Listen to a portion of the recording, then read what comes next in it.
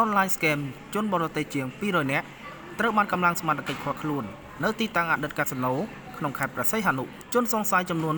263នាក់ស្ត្រី17នាក់ត្រូវបានកម្លាំងសមត្ថកិច្ចឃាត់ខ្លួនក្នុងប្រតិបត្តិការចុះត្រួតពិនិត្យឆែកឆេរទីតាំងអតីតកាស៊ីណូ Galaxy World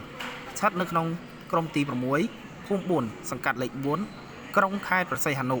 ក្រោមការសង្ស័យថាមានការលបលួចប្រព្រឹត្តបទល្មើសឆបោកតាមប្រព័ន្ធបច្ចេកវិទ្យា online scam ជនសង្ស័យដែលបានឃាត់ខ្លួនទាំង263នាក់នោះរួមមានជនជាតិប៉ាគីស្ថាន11នាក់បង់ក្លាដេស23នាក់ចិន207នាក់ស្ត្រី7នាក់ស្ត្រីមីយ៉ាន់ម៉ា6នាក់នេប៉ាល់4នាក់វៀតណាម7នាក់មានស្ត្រី3នាក់ម៉ាឡេស៊ី4នាក់និងស្ត្រីជនជាតិឡាវ1នាក់ចំណែកផតាំងដកហូតមានកុំព្យូទ័រលើតុ860គ្រឿងទូរស័ព្ទ4129គ្រឿង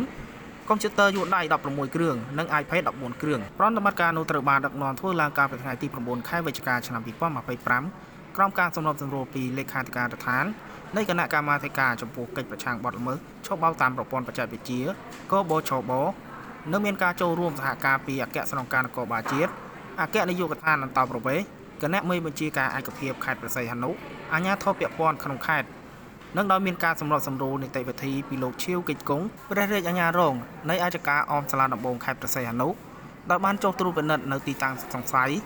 និងឈានដល់ការឃាត់ខ្លួនជនសង្ស័យពាក់ព័ន្ធនឹងការប្រព្រឹត្តបទល្មើសឆបោកតាមប្រព័ន្ធបច្ចេកវិទ្យាខាងលើនេះក្រោយការបង្ក្រាបនេះសមាជិកជំនាញបច្ចុប្បន្នកំពុងសហការជាមួយភាគីពាក់ព័ន្ធដើម្បីបន្តស្រាវជ្រាវបន្ថែមទៀតឈានទៅចាត់វិធានការផ្លូវច្បាប់ចំពោះមេខ្លោងនៃការឆបោកតាមប្រព័ន្ធបច្ចេកវិទ្យានេះគណៈជនសង្ស័យនិងវត្ថុតាងត្រូវបានប្រកល់ជូនអគ្គនាយកដ្ឋានអន្តរប្រវេសន៍និងសមាជិកពាក់ព័ន្ធដើម្បីអនុវត្តនីតិវិធីច្បាប់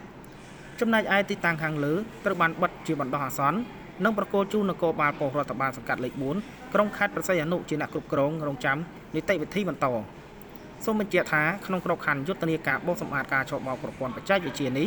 សមាជិកចម្រុះទូទាំងប្រទេសនឹងចាត់វិធានការតាមផ្លូវច្បាប់យ៉ាងតឹងរ៉ឹងបំផុតចំពោះមេខ្លោងទាំងឡាយដែលពាក់ព័ន្ធនឹងអំពើឆបោកតាមប្រព័ន្ធបច្ចេកវិទ្យានេះដោយគ្មានការលើកលែងឡើយ